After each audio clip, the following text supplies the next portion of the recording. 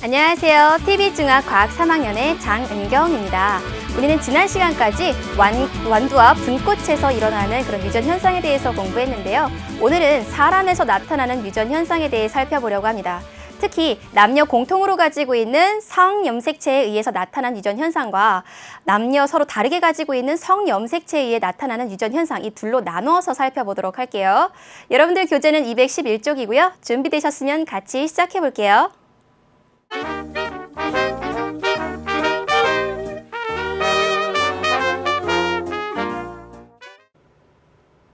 본격적인 이야기에 앞서서 사람의 유전 연구는 어떻게 이루어지는지 먼저 정리하고 그다음 넘어가도록 할게요. 사람은 완두에 비해서 연구하기 굉장히 어렵습니다. 왜 그럴까요?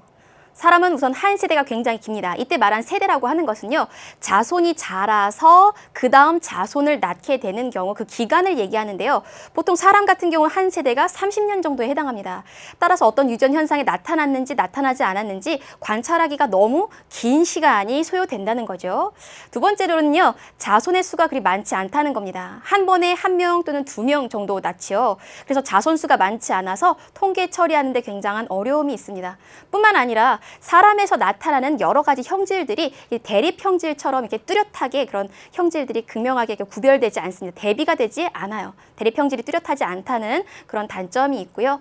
마지막으로 사람을 연구할 때는요, 마음대로 이 사람과 이 사람을 결혼시키고 또 이 사람과 이 사람을 결혼시키고 이렇게 임의대로 결혼을 시킬 수 없다는 그러한 어려움이 있어서 유전 연구하기 상당히 불편한 점이 많아요. 그렇다면 이러한 사람의 유전 연구는 어떠한 방법으로 하게 될까요? 여기 선생님 4가지 방법을 소개할 텐데요. 첫 번째는 가계도를 조사하는 겁니다. 그럼 가계도라고 하는 것은 무엇이냐? 어떤 특정한 형질을 가지고 있는 집안의 내력을 조사를 하는 거예요. 그래서 그 형질이 어떻게 유전되는지 알아보는 방법인데 마치 나뭇가지의 모양으로 표현한 그런 기호로 나타낸 그 그림이라고 생각하면 돼요. 그럼 가계도를 그리는 방법을 알아야 되는데 남자는 네모, 여자는 동그라미로 표현을 합니다. 그리고 이 남자와 여자 사이에 한 줄로 쭉 그으면 이 둘이 결혼을 했다는 뜻이고요. 그 사이에서 가지치기로 이렇게 다른 이제 남자와 여자를 이렇게 그린다면 이것은 이 둘 사이에서 태어난 자손이라는 뜻입니다. 그리고 일란성 쌍둥이는 이렇게, 이란성 쌍둥이는 이렇게 표현한다고 해요. 우리가 시험 문제에서는 이런 가계도를 주고 그리고 그 안에서 각각의 유전자형을 알아내는 그런 문제를 많이 출제를 합니다. 따라서 가계도는 그릴 수도 있고 쓸 수도 있어야 된다는 거 꼭 명심을 하고요. 그럼 두 번째 방법 살펴보도록 할게요. 두 번째는 쌍둥이를 연구하는 방법입니다. 쌍둥이도 둘로 나누어서 살펴볼 수 있는데요. 일란성 쌍둥이, 이란성 쌍둥이 이렇게 둘로 나누어서 살펴볼 수 있습니다. 그럼 이때 이 란이라는 건, 란성이라는 건 무슨 뜻일까요? 바로 수정란의 개수를 의미하는데요. 일란성은 수정란 1개에서 만들어진 쌍둥이, 이란성은 수정란 2개에서 만들어진 쌍둥이라는 뜻이에요. 그럼 일란성 쌍둥이부터 봅시다. 일란성 쌍둥이는 어떻게 만들어지느냐? 난자 하나에 정자 하나가 결합합니다. 이렇게 수정이 되어서 하나의 수정란을 이루고 있다가 이것이 발생 초기에 둘로 완전하게 분열이 됩니다. 그렇다면 이건 최초의 하나였던 수정란이 둘로 체세포 분열해서 각각이 따로따로 발생하는 것이기 때문에 이때 만들어진 이 쌍둥이, 이 두 사람의 유전자의 구성은 서로 같습니다. 그래서 이 쌍둥이가 나중에 태어나서 자라다가 어떠한 그런 특징, 형질의 차이가 발생한다면 그것은 왜? 유전자는 같은데 환경이 서로 달라서 이러한 형질의 차이가 나타났다. 이렇게 설명할 수 있어요. 그것에 비해서 이란성 쌍둥이는 어떠한 차이점이 있냐 하면요. 서로 다른 난자에 서로 다른 정자가 각각 결합을 합니다. 그럼 서로 다른 수정란이 만들어지는 거죠. 이 서로 다른 수정란이 같은 시기에 동시에 태어났다는 그러한 특징만 있을 뿐이에요. 서로 다른 개체인 거죠. 따라서 두 사람의 유전자 구성은 서로 다릅니다. 그럼 이 각각의 쌍둥이가 자라고 나서 어떠한 그 형질의 차이가 나타났다면 그것은 유전에 의해서 그리고 환경에 의해서 유전과 환경 이 2개에 의해서 그러한 형질의 차이가 나타났다는 걸 설명할 수 있죠. 이렇게 쌍둥이를 조사해서 일란성 쌍둥이와 이란성 쌍둥이를 비교하면요. 유전의 영향과 환경의 영향이 특정 형질에 어떻게 영향을 주는지 알아낼 수 있게 됩니다. 그럼 그 다음 통계 조사하는 방법에 대해서 살펴볼게요. 통계 조사는요. 어떠한 형질을 가지고 있는 하나의 집단과 그렇지 않은 집단 이 둘을 비교를 하는 겁니다. 그래서 한 집단의 유전 형질을 조사하고 자료를 통계 처리해서 유전 형질의 특징과 분포를 알아내는 방법이고요. 그 다음 마지막 방법, 유전자 연구를 보도록 할게요. 이 유전자 연구 방법은 가장 정확한 방법인데요. 유전자인 DNA를 연구하는 방법과 DNA가 들어있는 조금 더 큰 구조물, 염색체를 연구하는 방법 둘로 나누어서 생각할 수 있어요. DNA를 연구하는 방법은요, 어떤 특정한 형질에 관여하는 유전자가 무엇인지 파악을 합니다. 그래서 부모가 가지고 있는 DNA와 자손이 가지고 있는 이 DNA 둘을 비교를 해서요, 그 형질이 자손에게 어떻게 유전되는지 확인할 수 있는 가장 정확한 방법입니다. 그 친자를 또는 친부모를 찾을 때 이 방법을 가장 많이 쓰죠.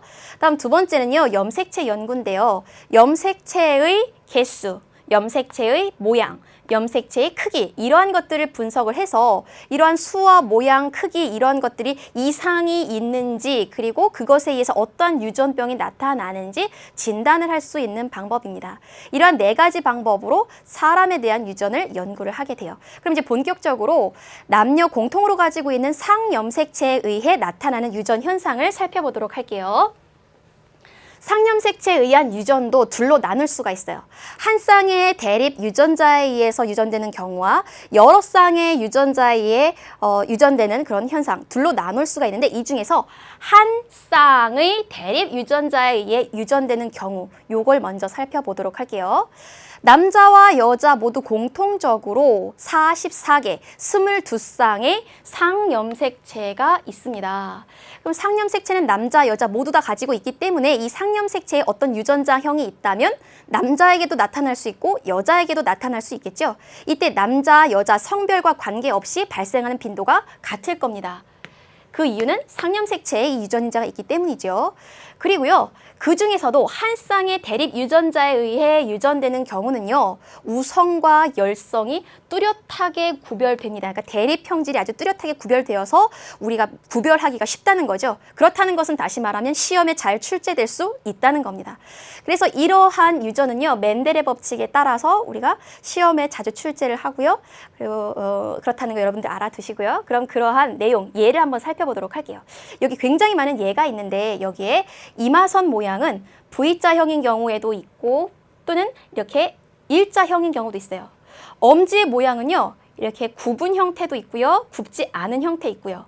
보조개가 있는 사람도 있고 없는 사람도 있죠. 그리고 혀 말기 한번 해보세요. 가능한 사람도 있고 가능하지 않은 사람도 있어요.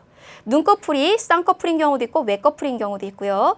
귓불 모양이 이렇게 분리된 사람도 있고요. 이렇게 일체로 부착된 사람도 있습니다. 여기에 있는 이 6가지 형질은 모두 다 상염색체의 이 유전인자가 있어서 남자와 여자 같은 빈도로 나타나고요. 그리고 이렇게 대립 형질이 뚜렷하다는 특징이 있습니다. 그럼 이 밖에도 또 어떠한 예가 있는지 그 다음 예를 살펴보도록 할게요. 미맹이라고 하는 형질이 있는데요. 미자는 맛 미자입니다. 맹자는 느끼지 못한다는 뜻이에요. 맛을 느끼지 못한다는 거죠. 그러니까 모든 맛을 느끼지 못하는 것은 아니고요. PTC라는 용액이 있습니다. 이 PTC라는 용액이 굉장히 쓴맛을 나타내는 용액인데 이것의 쓴맛만 느끼지 못하는 그런 사람들을 미맹이라고 해요. 그래서 다른 음식의 여러 가지 맛을 다 느낄 수 있기 때문에 일상생활을 하는 데는 전혀 불편함이 없습니다. 그런데 이 미맹 유전자는요, 다른 이 쓴맛을 느낄 수 있는 정상 유전자에 비해서 열성인 그런 특징이 있어요. 그걸 어떻게 알 수 있느냐, 아래 그 가계도를 보도록 할게요. 지금 가계도를 보면 아버지, 어머니 사이에서 4명의 자손이 태어났습니다. 그런데 아버지와 어머니는 모두 다 파란색이네요. 정상입니다. PTC 쓴맛을 느낄 수 있다는 거죠. 근데 이 정상 부모 사이에서 미맹인 자손이 둘 나타났어요. 그럼 정상 사이에서 미맹이 나타났다는 것은 미맹이라는 형질은 정상에 비해서 열성이라는 거죠. 굉장히 중요한 특성이니까 꼭 알아두도록 할게요. 그러면 이 정상인 것과 미맹인 것의 각각의 유전자형을 우리가 한번 표현을 해보도록 할게요. 정상 유전자가 우성이므로 대문자 T라고 쓴다면 미맹 유전자는 열성이므로 소문자 T라고 쓸 수 있겠죠. 그럼 아래 그림을 봅시다. 자손 먼저 볼게요. 미맹인 남자, 미맹인 여자. 남자이던 여자이던 지금 상념색체에 의한 유전이기 때문에 둘 다 미맹이 상념색체에 있는데 미맹 유전자도 쌍으로 존재합니다. 대립 유전자는 항상 부모로부터 반씩 물려받기 때문에 쌍으로 존재를 하죠. 그럼 여기도 미맹 유전자만, 여기도 미맹 유전자만 가지고 있겠죠. 그럼 이때 이 미맹 유전자 중에 하나는 아버지로부터 물려받았을 거고 다른 하나는 어머니로부터 물려받았겠죠. 그렇다면 정상이었던 아버지와 어머니도 모두 미맹 유전자를 가지고 있습니다. 그런데 겉으로 드러난 형질이 정상이죠. 그렇다는 것은 정상 유전자도 하나씩 가지고 있다는 뜻입니다. 정상이 미맹에 비해 우성이기 때문에 아버지와 어머니는 정상, 그리고 자손 이 둘은 미맹입니다. 그렇다면 나의 유전자형은 어떻게 될까요? 나는 정상인데 아버지, 어머니로부터 모두 정상 유전자를 물려받았을 수도 있고요. 아버지와 어머니 두 분 중에 한 분으로부터 정상 유전자, 나머지 한 분으로부터 미맹 유전자를 물려받아도 정상으로 나타납니다. 따라서 나의 유전자형은 이 둘 중에 한 가지일 텐데요. 이것은 유전자 검사를 하면 더 정확하게 알 수가 있겠죠. 그러면 미맹 말고 그 다음 상염색체에 의한 유전 중에 한 쌍의 대립 유전자에 의한 유전, ABO식 혈액형을 보도록 할게요. 우리가 너의 혈액형은 뭐니? 난 A형이야, 난 B형이야 라고 얘기하는 게 바로 ABO식 혈액형인데요.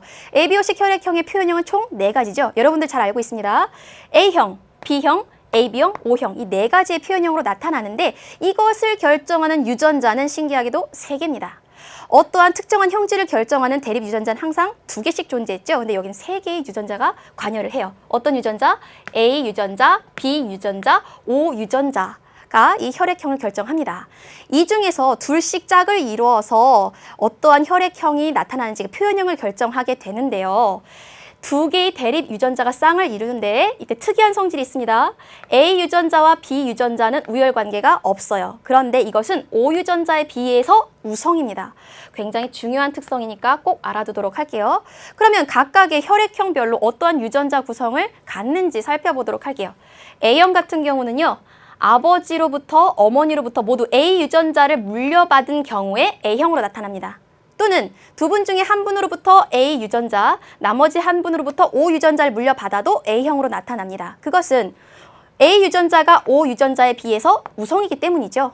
그럼 B형도 마찬가지입니다. B형도 A형처럼 2가지의 유전자형을 갖게 되는데 부모로부터 모두 B 유전자를 물려받은 경우 또는 부모 중에 한 분으로부터 B 유전자, 나머지 한 분으로부터 O 유전자를 물려받은 경우에도 B가 O보다 우성이기 때문에 B형으로 나타납니다.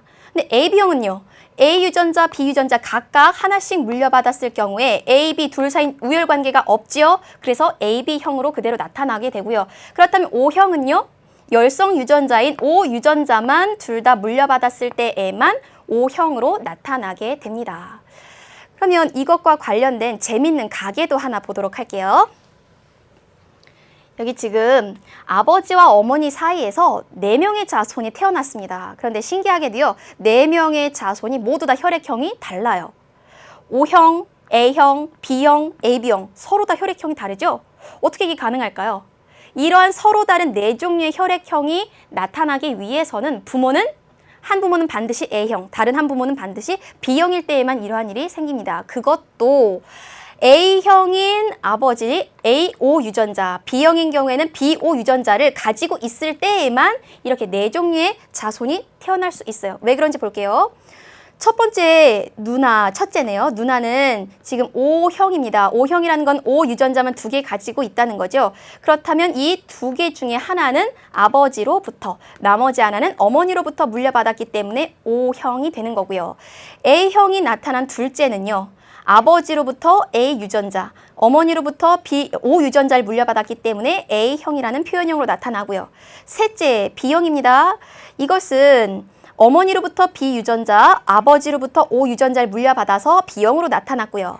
막내 AB형이네요. 이것은 아버지로부터 A 유전자, 어머니로부터 B 유전자를 물려받았기 때문에 AB형으로 나타나게 됩니다.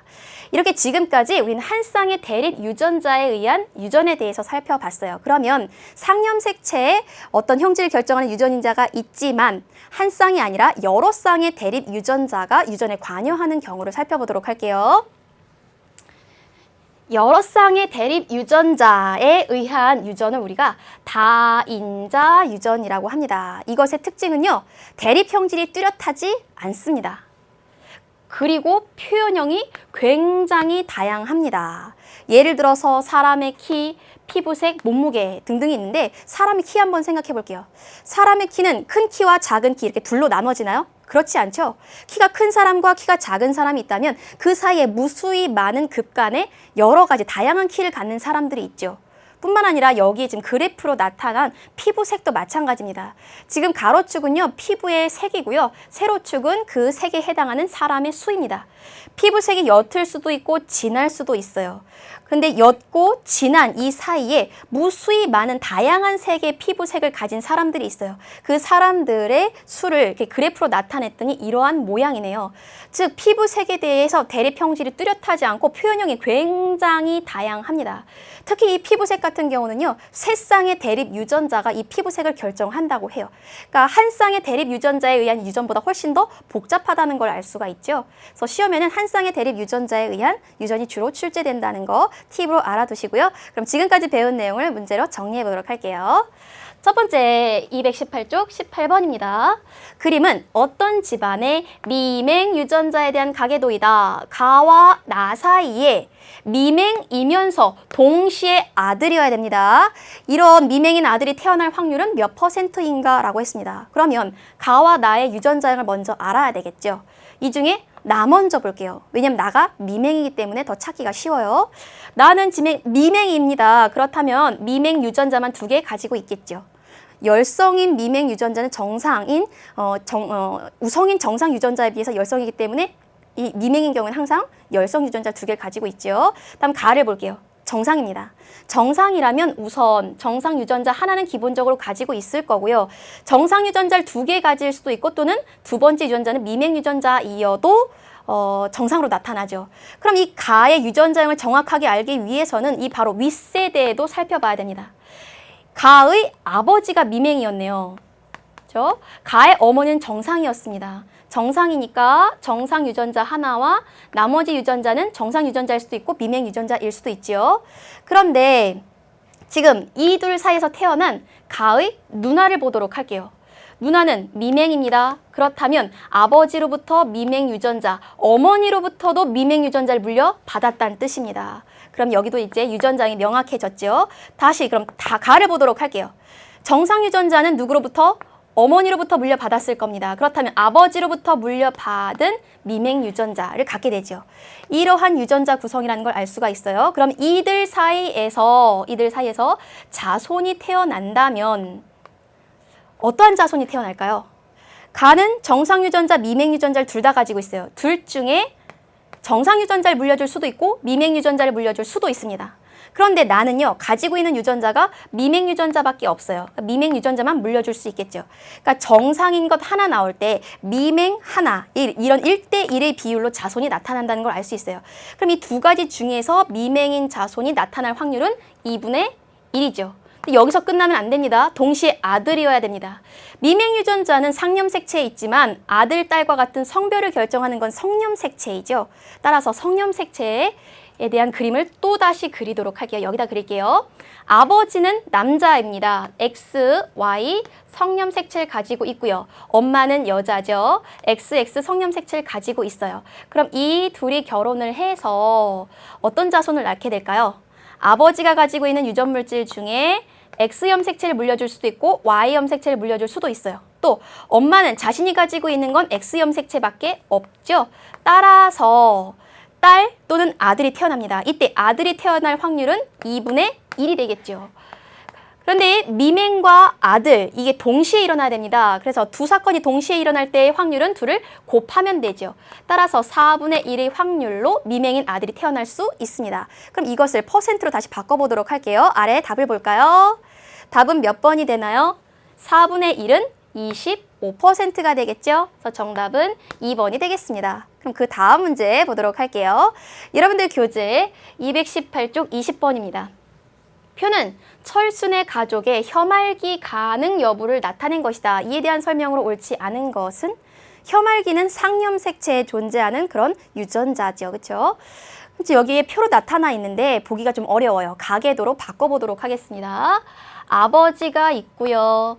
어머니가 있습니다. 둘이 결혼을 해서 누나를 낳았죠. 누나는 여자, 그리고 철수는 남자일 것 같습니다. 이렇게 가계도를 그렸어요. 근데 아버지는 혀말기 가능하고요. 엄마도 가능하답니다. 근데 누나는 불가능하고 철수는 가능하군요. 이러한 상황을 정리하고 아래에서 답을 찾아보도록 할게요. 첫 번째, 혀말기는 멘델 법칙에 따라 유전된다. 혀말기가 가능한 것과 가능하지 않은 것, 이렇게 대립 형질이 뚜렷하게 구별되죠. 그리고 이 각각은 상념색체의 유전 형질이 있고요. 이것은 분리의 법칙, 생식세포를 만들 때 분리되어서 각각의 생식세포로 들어가고, 그리고 이것이 다시 서로 조합이 되죠. 멘델의 법칙에 따라 유전이 됩니다. 1번 맞고요.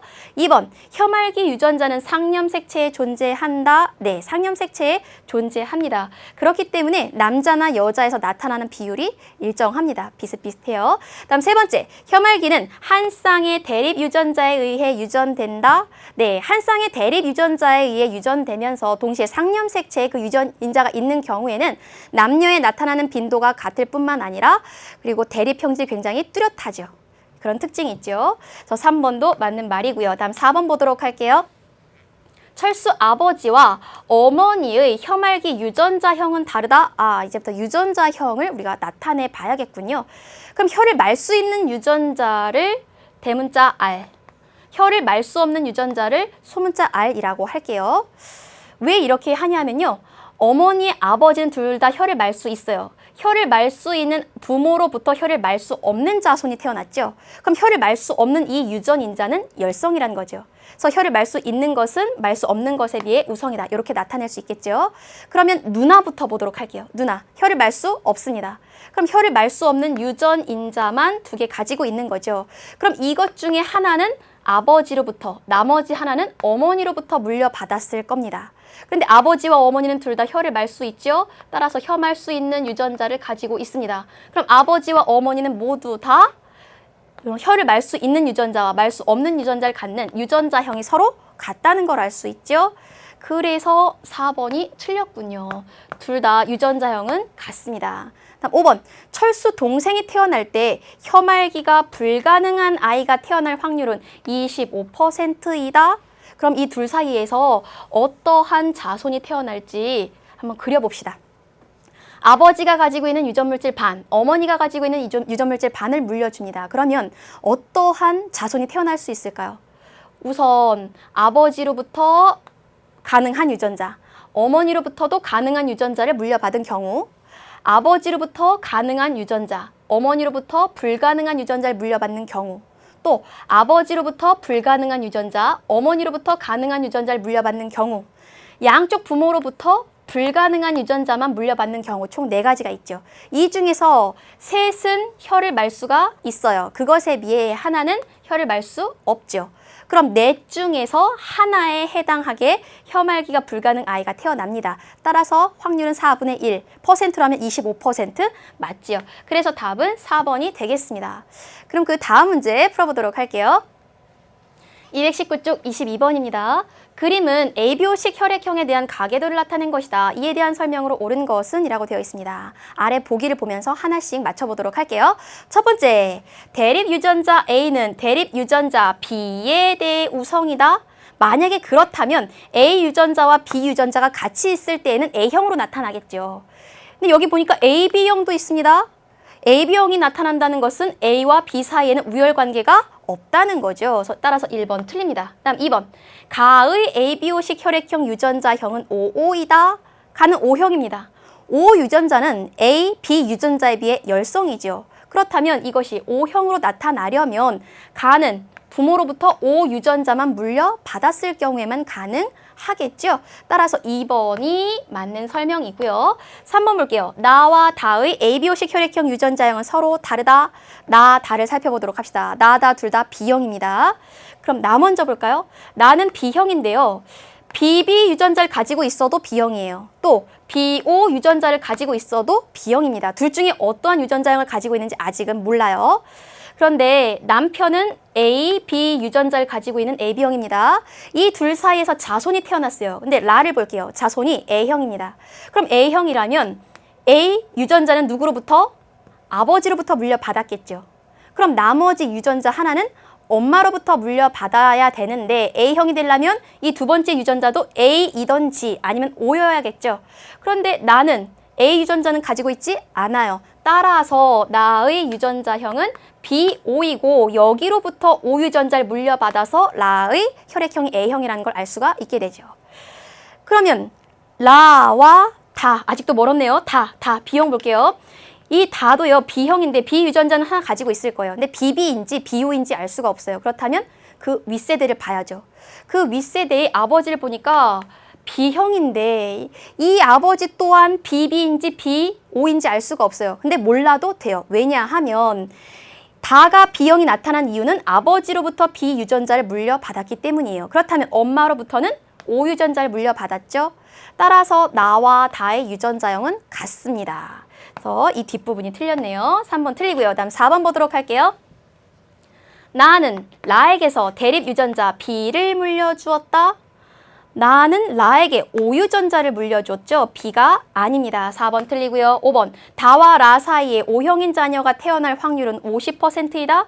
지금 여기를 볼게요. 다와 라는 BOAO입니다. 그럼 BOAO 요 둘 사이에서는 네 종류의 혈액형이 다 태어날 수가 있죠. 그 중에서 O형인 자녀가 태어날 확률은 4분의 1이죠.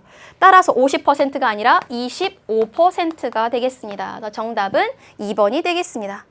그럼 그 다음 챕터로 넘어가 볼까요?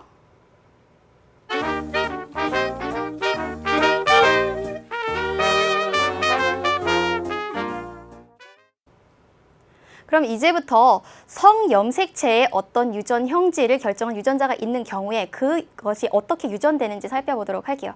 그럼 성별이 먼저 어떻게 결정되는지부터 살펴보도록 합시다. 지금 여기에 아버지와 어머니가 있어요.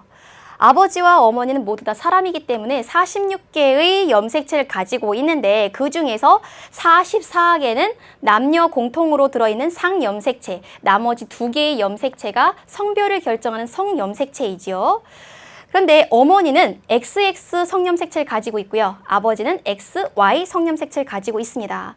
그럼 어머니와 아버지가 자손을 만들기 위해서 각각 생식세포에 자신이 가지고 있는 유전물질의 반을 물려주게 되지요.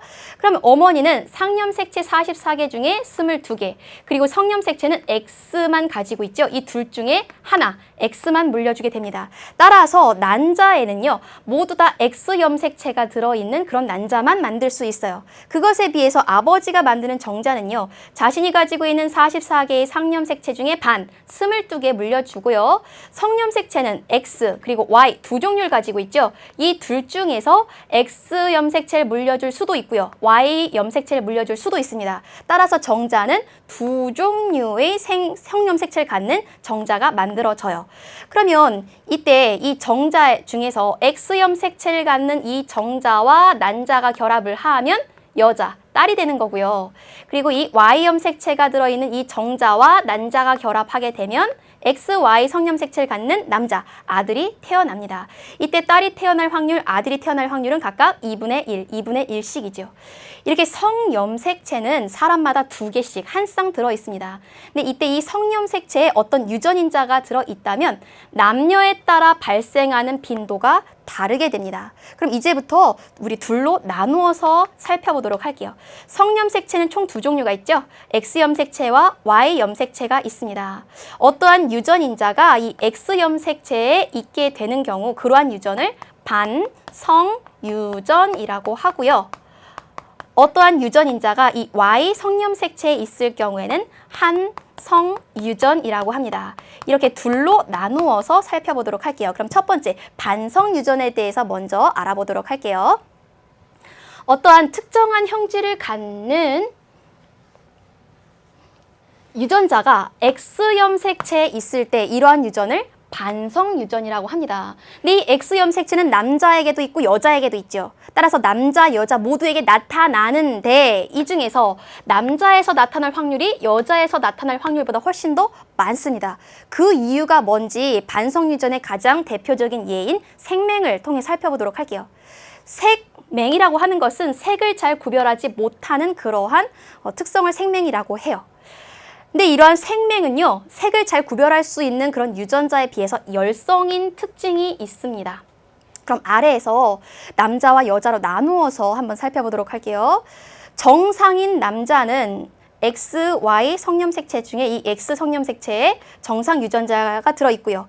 여자도 이 X염색체 두 개가 있는데 두 개 모두 정상 유전자가 들어있다면 정상이겠죠. 그런데 남자는 X염색체가 하나 있어요.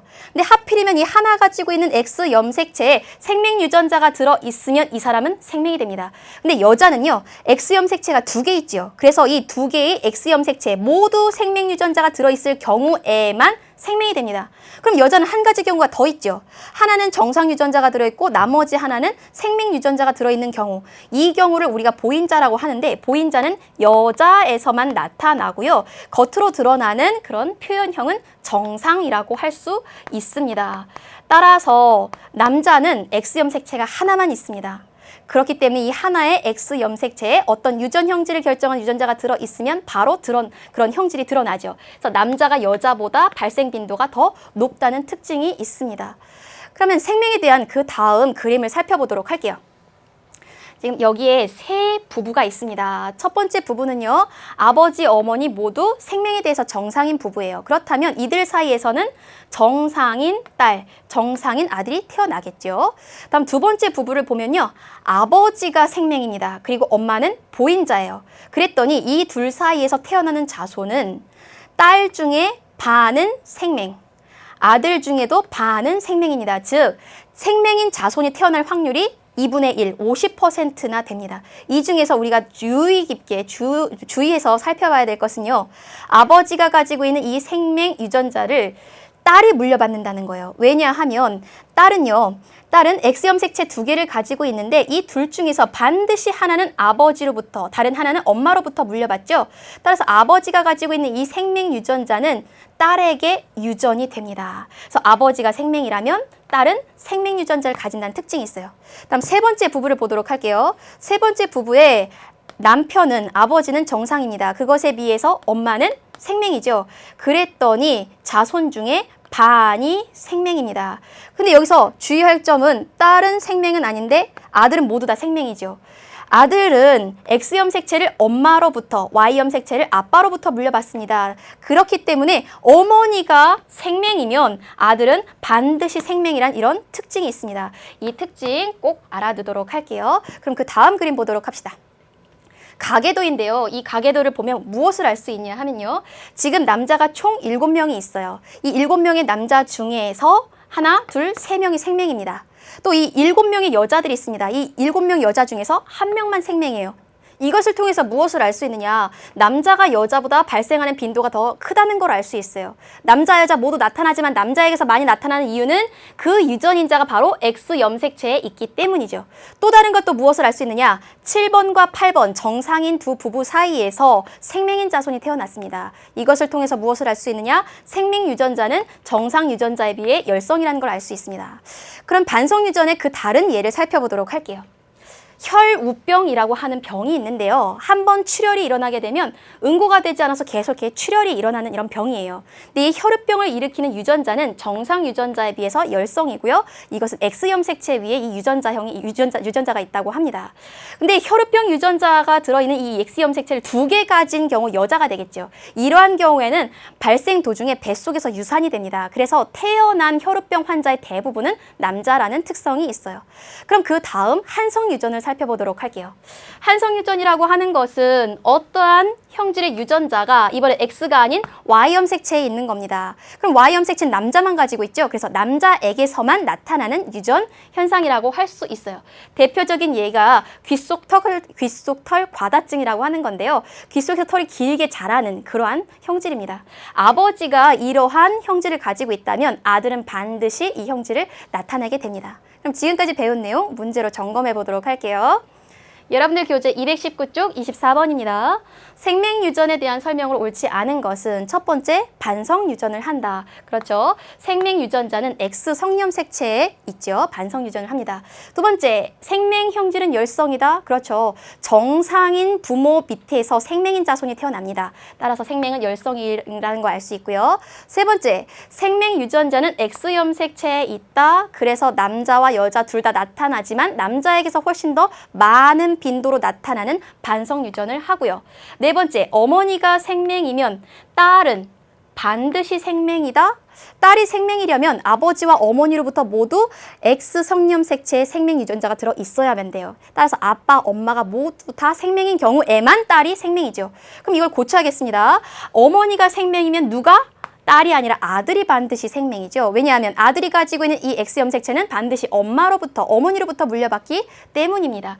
4번이 틀렸고요. 다음 5번. 생명은 여자보다 남자에게서 더 많이 나타나지요. 그 이유는 남자는 X염색체가 하나만 있는데 이 하나의 X염색체에 하필이면 생명 유전자가 있다면 생명으로 드러나죠. 근데 여자는 X염색체가 2개 있죠. 그래서 둘 다 생명 유전자를 모두 가지고 있는 경우에만 생명으로 나타나게 됩니다.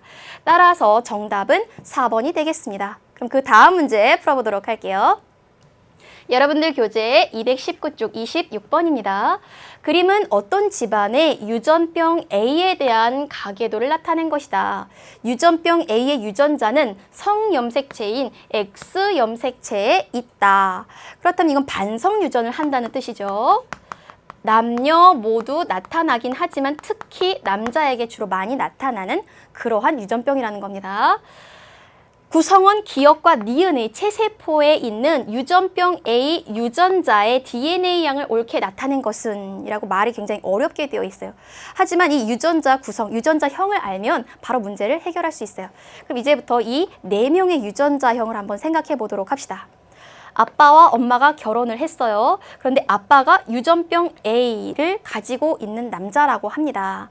그럼 남자이니까 성염색체 X, Y를 가지고 있을 텐데 이때 이 유전병은 어디에 있다? X 성염색체에 있대요. 그럼 이 유전병이 들어있는 X 염색체 옆에 이렇게 프라임을 붙이도록 할게요.